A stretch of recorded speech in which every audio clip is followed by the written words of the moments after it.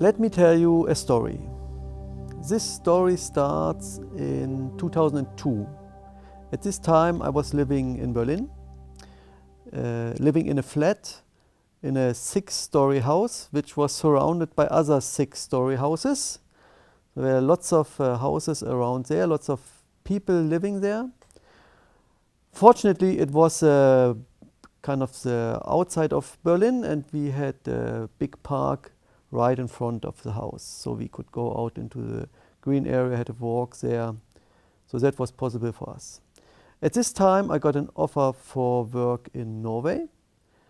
And it turned out that we had to buy a house for this.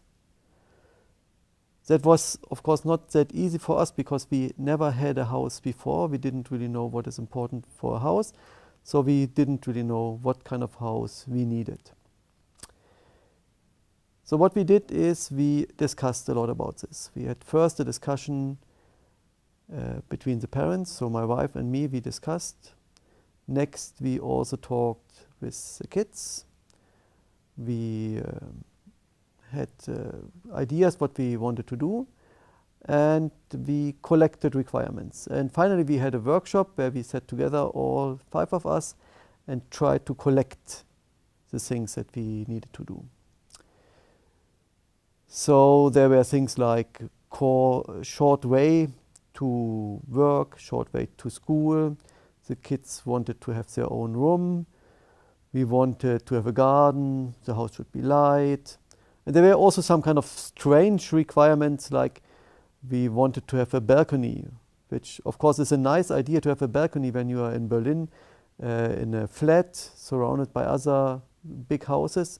But when you are in Norway, you have a house, you have a terrace, you have a garden around the house, then the balcony is maybe not really what you need there. But we collected all these requirements, we collected all the things that we wanted to have, and we also divided them into the parts that we needed and the parts that were just like nice to have. Then we had a holiday with the family at the Baltic Sea, and we made a small ritual, and we took the list of the requirements and we threw it into the Baltic Sea. So then it was kind of given away. That was an order, and we forgot about it after that. So we didn't really think about this longer because we didn't really have time to think about it later on because we had to buy the house. So that was a major thing because we didn't know Grimstad, the area we moved in. We didn't know the language, and we had to look into offers, we had to visit houses, we had to compare and find the things that we have there. We had only 1 month to do this, and at the end of the month, we picked the best house that we could find on the market, and we bought it.